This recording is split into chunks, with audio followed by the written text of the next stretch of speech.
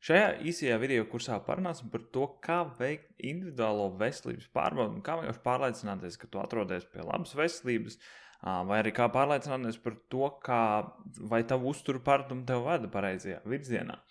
Un es gribu sākt ar vienu ļoti, ļoti svarīgu atrunu, ar to, ka es neesmu ārsts vai mediķis. Un, principā, šī kursa materiāla norādījumi ir domāti tikai tādos izglītojošos nolūkos, un nevienā brīdī tev nevajadzētu uzskatīt, ka sekojot šiem norādījumiem, tu vari izdarīt personīgas diagnozes. Tev vienmēr vajadzētu konsultēties ar savu ģimenes ārstu vai savu ārstējošo ārstu par savu analīžu rezultātiem un labākajiem risinājumiem neskaidrību gadījumā. Bet to pasakot, principā šī kursa mērķis ir tev iemācīt galvenos ilgtermiņa veselības marķierus, kuriem pievērst uzmanību un citreiz ko pieprasīt papildus no ģimenes ārsta. Galvenie temati, kas mums jāizrunā, ir, kāpēc par sekot saviem asins analīžu rādītājiem regulāri, kā nodot asins analīzes pat, ja nav nosūtījumu, par 5 svarīgākajiem ilgtermiņa veselības rādītājiem, par lipīdu marķieriem, par aknu veselības marķieriem, par glikozes regulācijas marķieriem, par vairogdziedzeru veselības rādītājiem, par galvenajiem marķieriem nieru veselībā un citiem svarīgiem veselības rādītājiem, kā arī vēl dažas citas tēmas izrunāsim. Bet sāksim ar svarīgāko, par to, kāpēc par sekot līdzi pašam saviem analīžu rādītājiem, kāpēc neuzticēties tīri tavam veselības aprūpes speciālistam. Numur 1 ir tas, ka ģimenes ārstam ir ierobežotas šīs brīvās kvotas, ko viņi var izsniegt, un citreiz vienkārši nav iespējas vairs nosūtīt uz analīzēm, un citreiz kaut kas tiek palaists garām. Diemžēl mūsdienās Latvijas aprūpes sistēmā ģimenes ārstam ir aptuveni 5 līdz 10 minūtes uz vienu pacientu, kas ir ļoti, ļoti pārāk maz laika, lai iedziļinātos katra vajadzībās, un ārsti to mēģina izdarīt, bet nevienmēr tas notiek, un notiek šis cilvēcīgais faktors, un kaut kas tiek palaists garām. Tāpēc ir arī svarīgi, ka tu zini, ko vajag pārbaudīt.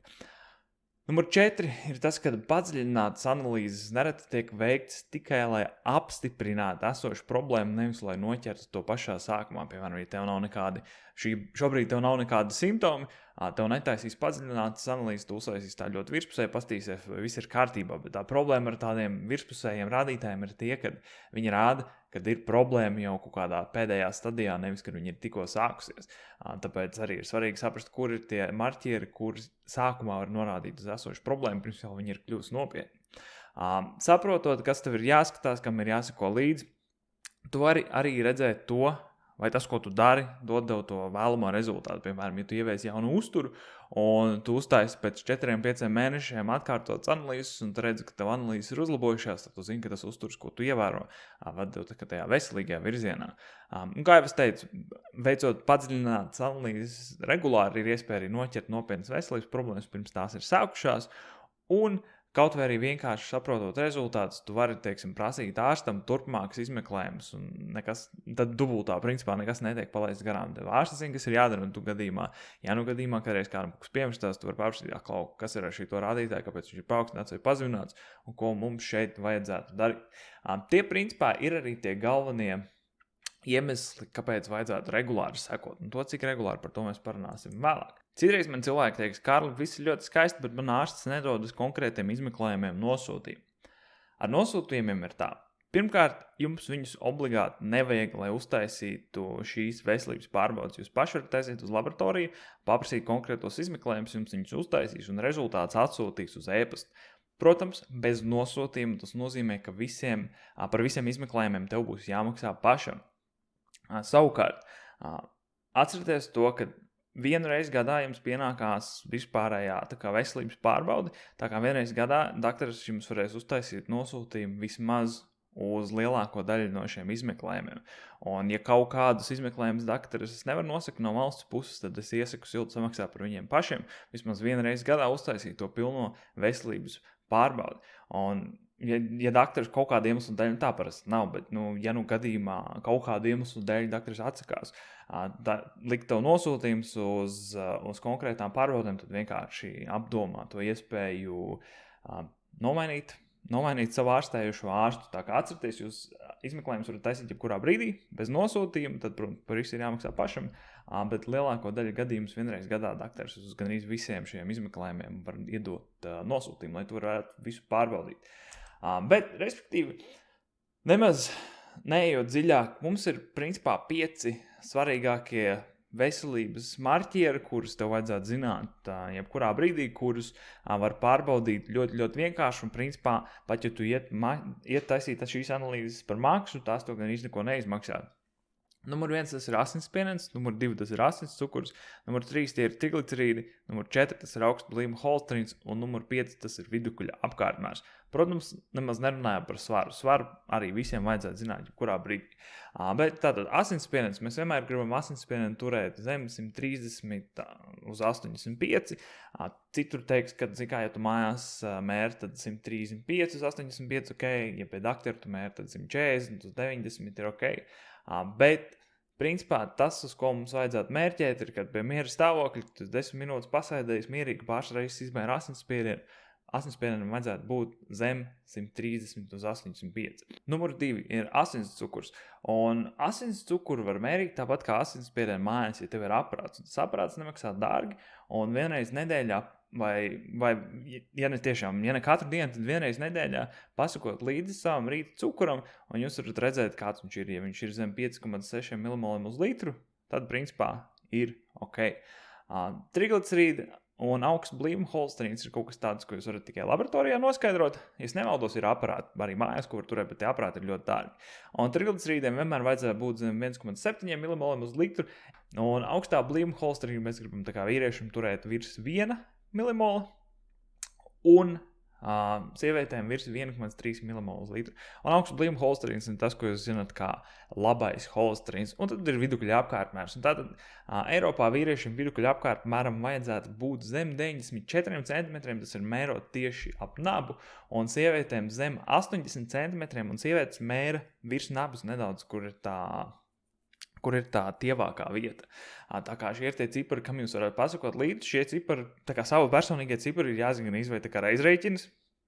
Jums vienmēr vajadzētu zināt, vai šie rādītāji ir normas robežās. Un principā, ja 3 no 5 šiem rādītājiem nav normā, tad cilvēkam var diagnozēt šo metabolisko sindromu. Metaboliskais sindroms ir sākums principā mūsdienu veselības problēmām. Un tātad, ja tev ir 3 no šiem 5 rādītājiem īsti nav normā, tad tu vari būt droši par to, ka tev ir šis metaboliskais sindroms. Tas principā ir nosaukums šo veselības problēmu apkopojumam. Un, lai cik tas drūmi neizklausītos, principā tu jau vari garantēt to, ka tev būs pāragras sirds un asins veselības problēmas vai ar diabēta saistītas problēmas vai jebkas cits, kas ir saistīts ar šo vielmaiņas veselību. Nu, tāpēc mēs vienmēr šos 5 rādītājus gribam turēt tā kā normā un visus 5, nevis 3, nevis 2, nevis 4, bet visus 5 mēs vienmēr gribam turēt pēc iespējas labāk, tā kā pēc iespējas tuvāk tam ideālajam rādītājam, bez medikamentiem, ja tas ir iespējams. Un tātad ir šie 5 rādītāji un ir īstenībā vēl viens 6. rādītājs, un tas ir vidukļa auguma koeficients. Un šo koeficientu izmērīt ir pavisam vienkārši. Tātad tu izmēri vidukli, vīriešu, kā jūs teicat, nabu mēru un sievietes mēru šaurākajā vidukļa vietā. Tad tu izmēri savu augumu un tu izdali vidukļa apkārtmēru ar augumu. Un tas, ko tu gribi vienmēr dabūt gatavu, tu paņemsim pointeri, ir, ka tu trāpi aptuveni šajā 4,6 līdz 0,5 zonā. Un tad vīriešiem tas rādītājs būs nedaudz lielāks, sievietēm nedaudz mazāks, bet vienmēr zem 0,5. Un tas, ko jūs šeit redzat, ir cik daudz gadi tā prognozēti tiek pazaudēti, ja tev ir šis koeficients ir lielāks nekā viņam vajadzētu būt. Un tāpēc mēs viņu vienmēr gribam turēt zem 0,5. Piemēram, ja tev 30 gadu vecumā vidukļa koeficients ir 0,8, tā prognozēta aptuveni, jo es zaudēju 20 gadus no savas dzīves, ja tu neko nemaini. Teiksim, 50 gadu vecumā, ja tev ir 0,8, tā provizoriski es zaudēju aptuveni 13-14 gadus no savas dzīves un tā tālāk. Respektīvi, kā vienmēr, mēs šo rādītāju gribam turēt pēc iespējas tuvāku normai. Un principā šis vidukļa auguma koeficients tā lielos vilcienos norāda par to, cik ļoti ir aptaukojušies tavi iekšējie orgāni. Jo šī vidukļa apkārta mēra un vidukļa aptaukošanās ir tiešā veidā saistīta ar orgānu aptaukošanos, un orgānu aptaukošanās ir kaut kas tāds, līdz kam tu tiešām negribi nonākt. Jo tad ir baigās ziepes veselībai, tā ir tā pirmā lieta, ko tu gribi sakārtot, un šis ir tas rādītājs, kas to var uz to ļoti labi norādīt, neskatoties, teiksim, caur magnētisko rezonanci vai kaut kā savādāk vai ultrasonografiju. Tā kā izmēri savu augumu, izmēri vidukli, izdala vidukli ar augumu, tas cipars, ko tu iegūsi, tu viņu gribi dabūt pēc iespējas tuvāk 0,46 vai 0,5, atkarībā no tā, vai tu esi sieviete vai tu esi vīrietis. Un tad ejot tālāk, kas mums ir tie galvenie izmeklējumi, kurus vajadzētu noteikti pieprasīt. Numur 1, tas ir lipīdu panelis, ja tas, ko mēs zinām kā holesterīnu. Un holesterīns ir tāda ļoti strīdīga tēma šobrīd arī medicīnā. Ir ārsti nometnes, kas saka, ka, teiksim, holesterīns ir zelta rādītājs, un tad ir modernākā ārsti, kas jau tā kā sāk uz to skatīties nedaudz savādāk. Viens rādītājs bez pārējo rādītāju konteksta īsti neko nenozīmē. Par to mēs līdz parunāsim, es līdz parādīšu, ko es ar to domāju. Tātad lipīdu panelis, un šo ailīti esmu paņēmis no Google laboratoriju veidlapas, iespējams citās laboratorijās ir nedaudz savādāki, bet šādi izskatās principā tas lipīdu panelis. Un lipīdu panelī mums ir kopējais holesterīns, ir augsts blīvuma holesterīns, zem blīvuma holesterīns, triglicerīdi, lipoproteīns A un apolipoproteīns B, kaut A1 indeks. Tātad, tas, kas tevi interesē, tu vienmēr gribi zināt savu kopējo holesterīnu, tu vienmēr gribi zināt savu augstu blīvuma holesterīnu, tātad šis ir tas, ko cilvēks sauc par labo holesterīnu. Tad tu vienmēr gribi zināt savu zemu blīvumu holesterīnu, tas ir tas, ko cilvēki sauc par slikto holesterīnu, bet tā īsti to nevajadzētu saukt, līdz mēs noskaidrosim, kāpēc. Tad ir triglicerīdi, triglicerīdus tu arī vienmēr gribi zināt. Tad ir kaut kas tāds, ko es šeit esmu uzrakstījis kā remnantais holesterīns. Šo ciparu parasti laboratorijas izrēķinās pašas, bet remnanto holesterīnu var iegūt no kopējā holesterīna atņemot augstu blīvumu holesterīnu un zemu blīvumu holesterīnu. Tad ir triglicerīdi, kā jau es teicu, un optimāli var uztaisīt šo lipoproteīns A rādījumu. Un tātad mēs vienmēr esam dzirdējuši par to, ka holesterīns ir kaut kas varbūt slikts, kaut kas, ko atrod aizsērējušās artērijās, un mēs viņu gribam dabūt pēc iespējas zemāk. Bet tā īsti nav. Tā kā tu vienmēr gribi uztaisīt šos rādītājus, bet holesterīns pats par sevi neko nenozīmē. Jo aptuveni 80% no visa ķermenī atrodamā holesterīna ķermenis saražo pats. Tas, ko tu apēdi, ļoti minimāli ietekmē tavu holesterīna rādījumu. Numur 2. Holesterīns ir atrodams jebkurā ķermeņa šūnā. Ja tu izņemtu no sava ķermeņa pilnīgi visu holesterīnu, tu būtu beigts uzreiz. No holesterīna tiek veidot arī vairāk hormonu. Kā arī holesterīns tiek izmantots, lai ražotu žulti gremošanai, holesterīns tiek izmantots ADK un E vitamīna absorbēšanā, un zema blīvuma holesterīns, jeb sliktais holesterīns pats par sevi nav kaitīgs. Tam ir pat smadzeņu sargājuši īpašības, ir īpaši senioriem. Tas vienmēr ir jāskatās kontekstā ar pārējiem rādītājiem. Un šeit jūs šobrīd priekšā redzat Deiva Feldmana holesterīnu modeli, un es gribu vienkārši parādīt, kā tas aptuveni kā tā sistēma iekšēji strādā. Tātad mums ir augstā blīvuma holesterīns un mums ir zemā blīvuma holesterīns. Te ir vidēji zem blīvuma holesterīns un te ir ļoti zem blīvuma holesterīns. Šie divi kopā būtu remnantais holesterīns. Šis ir tas, ko jūs redzētu kā zemā blīvuma holesterīns, un šis ir tas, ko jūs redzētu kā augstā blīvuma holesterīns. Un tad augsta blīvuma holesterīna primārā funkcija ir braukāt apkārt pa mūsu asinsriti un savākt lieko holesterīnu, kur tas nav izmantots. Tātad ar šo plusiņu ir apzīmēts holesterīns un ar šo zibens bultiņu ir apzīmēti triglicerīdi. Tātad augsts blīvuma holesterīns kuģo apkārt pa mūsu asinsriti, savāc lieko holesterīnu un nogādā to atpakaļ aknā pārstrādē. Kā jūs iespējams piefiksējāt, augsta blīvuma holesterīns kuģo apkārt un savāc lieko holesterīnu. Tas nozīmē, ka augstu blīvumu holesterīns ir nevis holesterīns, bet holesterīna pārvadātājs. Ja vienkārši tas būtu drīzāk augstu blīvumu lipoproteīns. Es nezinu, kāpēc latviešu valodā vienmēr ir jāizvēlās tik sarežģīti nosaukumi, jo augstu blīvumu holesterīns un zemu blīvumu holesterīns nav holesterīni, tie ir holesterīna pārvadātāji, un tur ir ļoti milzīga atšķirība. Tātad, augstu blīvuma holesterīns brauka apkārt pa asinsriti, savāc lieko holesterīnu, nogādā to apakaļ aknā pārstrādē.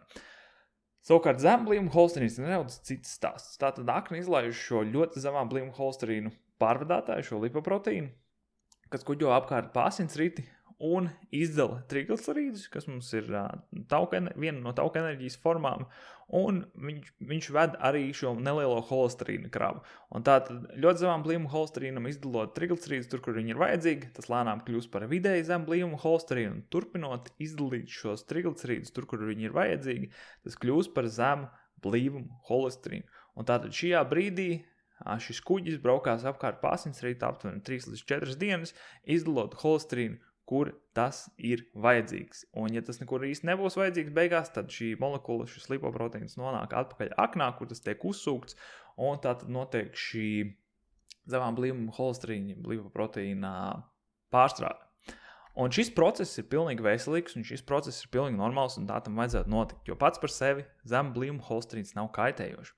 Bet problēma rodas tajā, kad šis kuģis, šis zemā blīvu holesterīna pārvadātājs tiek sabojāts. Tad, kad viņam tiek sabojāts ēkurs, principā šis ApoB100 proteīns, kas viņam ir pievienots, tas nav svarīgi.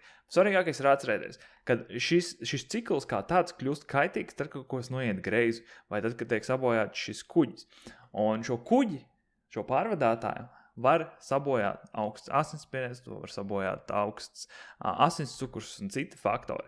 Un, respektīvi, tad, kad šis kuģis tiek sabojāts, tad viņš vairs nevar noenkuroties aknā, aknu viņu vairs nevar uzsūkt, un tad viņš kļūst par spoku kuģi, kas plūst apkārt, līdz kamēr tas tiek sabojāts tik ļoti, ka tas nogrimst, un tad tas nogrimst tavā asinsvadā, un tad sāk parādīties visādas problēmas.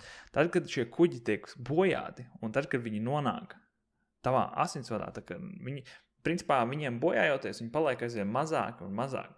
Un tā kā viņi kļūst pavisam maz, viņi var palīdz zem šīs asinsvadu sieniņas, un tad rodas šis iekaisums, un tad rodas problēma.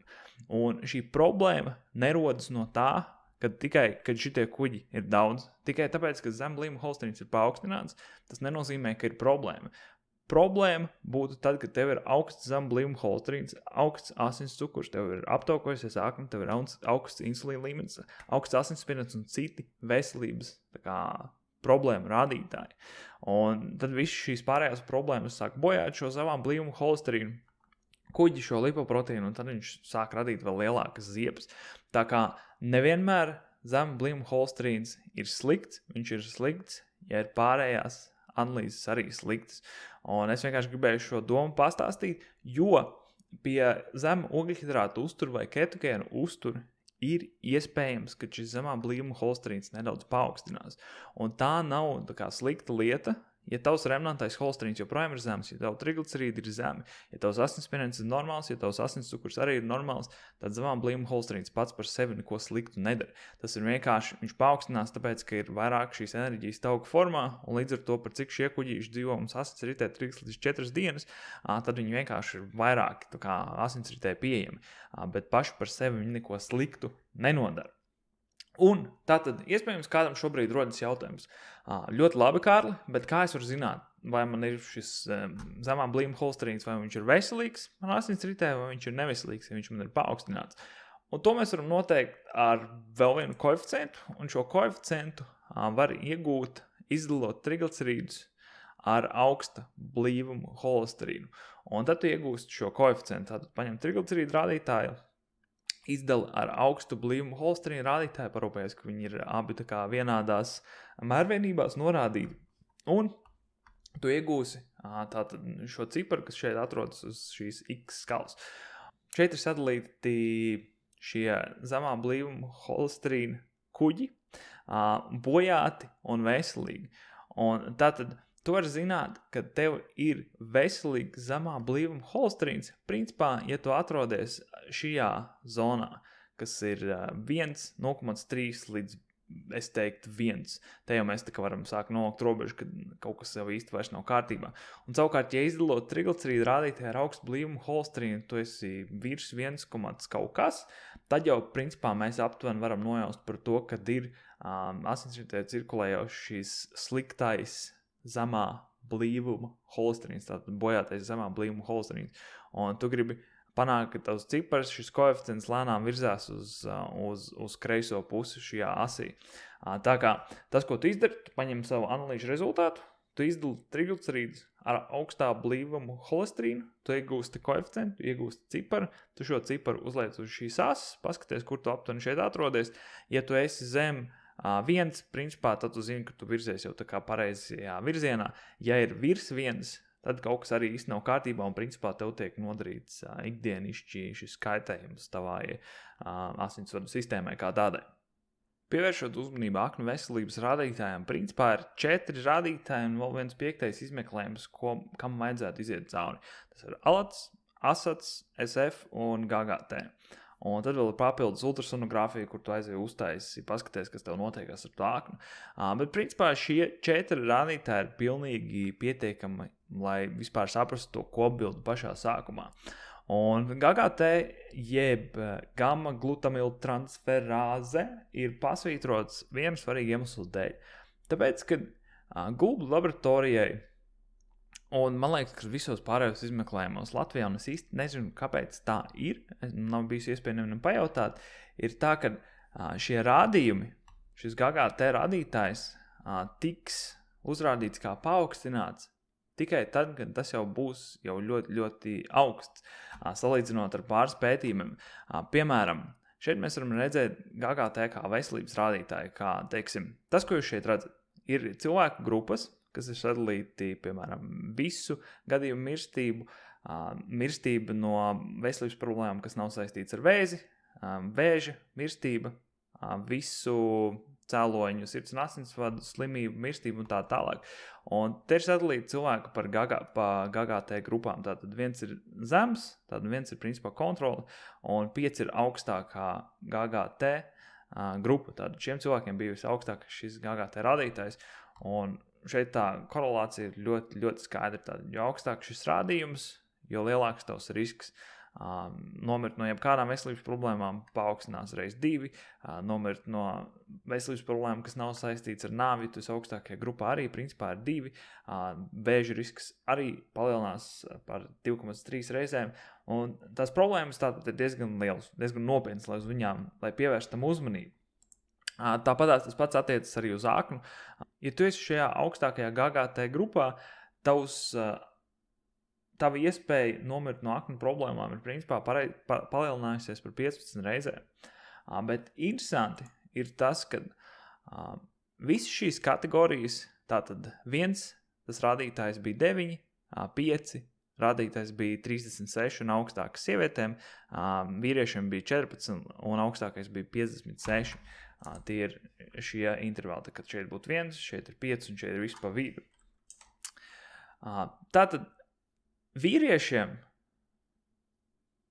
ja tavs rādītājs ir 56, šis GGT rādītājs, tu atrodies šeit, tavs risks ir reiz 15 vai reiz 18 nomirt ar aknu veselības problēmām, reiz 15 vai reiz 18.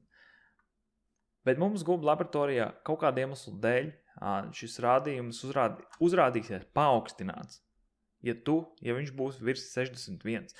Tad, ja tu kā vīrietis uztaisīji šīs analīzes un tev atnāktu atpakaļ, un tavs daktars, teiksim, tajā baigi neiedziļinātos, viņš vienkārši pārlaist pār acis, tam visam redzēt, ka, GGT rādītājs ir 57, piemēram, analīzes neuzrāda, ka viņš ir paaugstināts, līdz ar to varbūt tavs daktars palaidīs to garām, bet pēc pētījumiem tu jau esi augstākajā riska grupā, bet analīzes uzrādītu, ka viss ir kārtībā. Un tieši tas pats arī attiecas uz sievietēm. Teiksim, tas rezultāts atnāk atpakaļ 35, tu joprojām esi ļoti augstā riska grupā, bet analīzes uzrādīt, ka tu joprojām atrodies normā. Tā kā šī ir vēl viena tāda lieta, kam pievēršam uzmanību, tātad šis GGT rādītājs, un jūs vienmēr gribat turēt šeit, apakšējā daļā, starp 1 un 2. Tas attiecas gan uz sievietēm, gan uz vīriešiem. Un tas rezultāts vienmēr, kas atnāk atpakaļ no laboratorijas, ir ļoti pārskatāms. Tur vienmēr ir cipari, jūs varat redzēt šos ciparus, pārsvarā vai nu ir pasvītrots, paaugstināts vai pazemināts rezultāts, un jūs par šo paaugstināto vai pazemināto rezultātu vienmēr varat pajautāt savam daktarim, bet šitas GGT ir vēl viens tāds rādītājs, kam es pievērstu papildus uzmanību arī ārpus tam, kas ir norādīts analīzēs. Un, kā jau es teicu, tad šī GGT problēma ar šo GGT rādītāju analīzēs parādīsies tikai tad, kad tu jau atrodies tā kā super augstākajā riska grupā. Un mēs varam paņemt vienkārši vēl vienu pētījumu un pielikt klāt šim rādītājam tavu ķermeņa masas indeksu. Tāpat šeit vēl viens pētījums, kur tiek salikts šis GGT rādītājs kopā ar ķermeņa masas indeksu un cik labi šie abi rādītāji kopā var prognozēt otrā tipa diabēta iespējamību jeb risku. Un šeit mēs redzam to, ka cilvēki, kuri atrodas tā kā ļoti augsti uz ķermeņa masas indeksa skalas un kuri atrodas augsti uz šīs GGT skalas, viņu risks saslimt ar otrā tipa diabētu ir palielināts līdz pat 19 reizēm, kas ir ļoti daudz. Tev pat nav jābūt uz tālākās šīs ķermeņa masas indeksa skalas, un tavs risks saslimt ar diabētu joprojām ir 15 reizes. Tev pat var būt normāls ķermeņa masas indeks, tas nozīmē to, ka tev ar svaru teikt, ka viss ir kārtībā, bet ja tevs GGT rādītājs joprojām ir augsts, tas risks saslimt ar otrā tipa diabētu ir 3 reizes paaugstināts. Tā kā šī ir vēl viena lieta, kam vienkārši papildus pievērst uzmanību. Jo paaugstināts GGT un paaugstināts ķermeņa masas indeks var palielināt risku saslimt ar diabētu līdz pat 19 reizēm, ja abi ir pilnīgi ārpus kontrolas. Un tad nākamā lieta, tad mēs paskatījāmies uz lipīdiem, kas parasti ir sirds un asinsvadu slimību riska rādītājs, tad mēs paskatījāmies uz aknu veselības rādītājiem, un tad ir šie glikozes regulācijas testi. Un tā problēma ir tāda, ka paaugstināts asinscukurs, ja paaugstināta glikoze, ir pēdējais brīdinājums par tuvojušos diabētu, bet tas tiek uzskatīts par galveno un vienīgā, ko mērīt, līdz kamēr ir parādījušās virspusējas problēmas. Tad, ja tu ej pārbaudīt savu glikozes regulāciju, tad šie ir tie testi, pilnībā, kurus var uztaisīt. Te ir glikoze, insulīns, HOMA-IR, jeb insulīna rezistences tests, HbA1c, jeb glikētais hemoglobīns, un tad ir šis glikozes slodzes tests plus insulīna slodzes tests, kas beigās būtu Krafta tests, kas nav nevienā panelī pieejams, bet viņi ir iespējams uztaisīt, ja to vēlas darīt. Tātad glikoze ir glikoze, to mēs pārbaudam, to mēs mājās arī varam pārbaudīt ar glikometru, pastoties, kāds ir cukuru līmenis asinīs. Insulīns arī ir viens no svarīgākajiem rādītājiem, kam es iesaku sekot līdzi, jo bieži vien ir tā, ka negluži bieži vien, bet principā diabētiķi dalās divās grupās. Ir tie, kuriem ļoti ilgi būs normāls asins cukurs, bet viņi pieņemās svarā, un tīri pārbaudot glikozi nav skaidrs, kāpēc viņi pieņemās svarā, bet pastoties insulīnu, būtu skaidrs, ka viņi tojās otram tipu diabētam, un tad ir cilvēki, kuriem ir augsta glikoze, bet normāls insulīns. Un tie ir tie, kurus parasti pirmos noķer kā otrā tipa diabētiķis. Tad ir šis insulīna rezistences indeks, kur jūs pārbaudat, tur ir atnāk atpakaļ cipars, jūs varat saprast, vai jums ir problēma ar insulīna rezistenci vai nē. HbA1c ir svarīgs principā rādītājs priekš pirmā tipa diabētiķiem, priekš otrā tipa diabētiķiem, un ir svarīgi viņu uztaisīt arī cilvēkiem, kuriem nav šis otrā tipa diabēts, jo tad tu var redzēt, cik ļoti svārstās tavs asins cukurs. Un glikozes slodzes tests ir, kur tu burtiski izdzer sīrupu, un tad viņi ik pēc brīža pārbauda tavu asins cukuru līmeni. Un to var apvienot arī ar insulīnu pārbaudīšanu tajos pašos laikos, tad vienkārši ir ar to dakteri jāsarunā, un tad beigās saliekot abus tos rādītājus kopā var pastīties to Krafta testu, kas ir, ko es iesaku tiešām pajautāt savam dakterim, ja viņš zina, kā viņu uztaisīt, viņš var palīdzēt ar visiem šiem rezultātiem. Un Krafta tests vienkārši lieliski parāda arī to tavu iespēju saslimt ar otrā tipa diabētu un cik ļoti tam ir jāpievērš uzmanību. Bet principā šie ir tie galvenie rādītāji.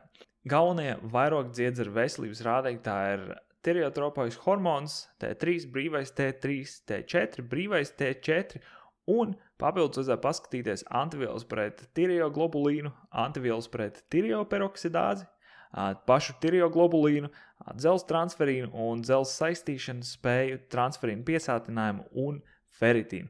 Un tas dos tādu labu pārskatu tam par kopējo vairogdziedzeru veselības radītājiem.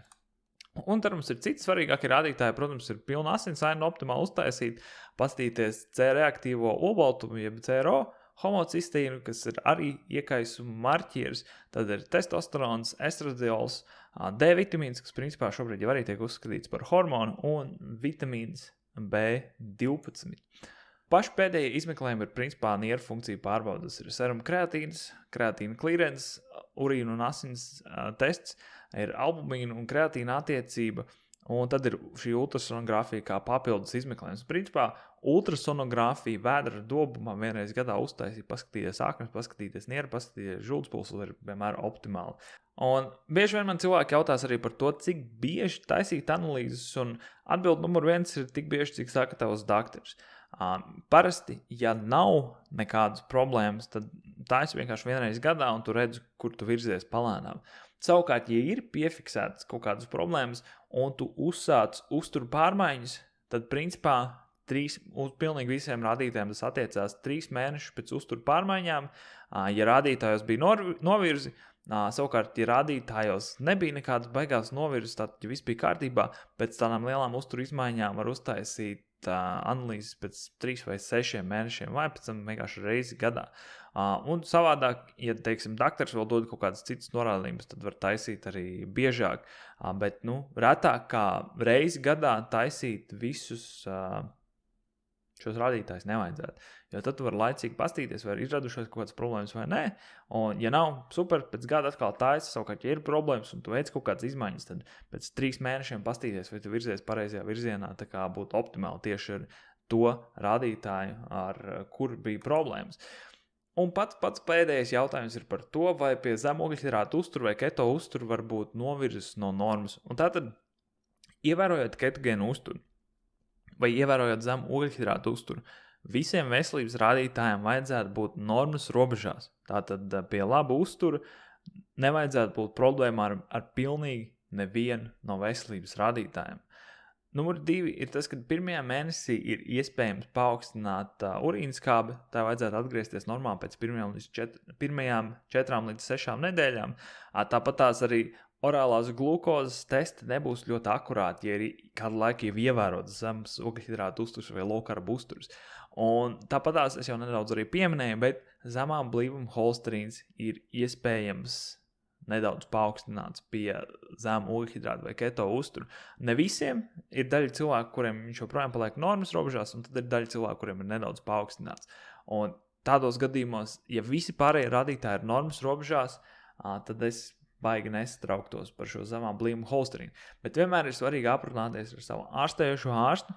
Principā vienmēr ir svarīgi plus-mínus klausīt viņu, it īpaši, ja tev ir kaut kādas jau veselības problēmas, un tiešām neuzskatiet šo mini video lekciju par aizstājēju tavam ārstējošam ārstam, vienkārši tas ir zināšanai. Un visi šie veselības izmeklējumi ir pievienot arī šim videoklipam apakšā, kur jūs viņu varat lejuplādēt, izprintēt un aiziet ar to lapu pie sava ārstējošā daktora un paprasīt vienkārši nosūtījums uz visām tām analīzēm, un tad jūs varat saprast, kur jūs atrodaties. Pagaidām paldies un tiekamies citreiz!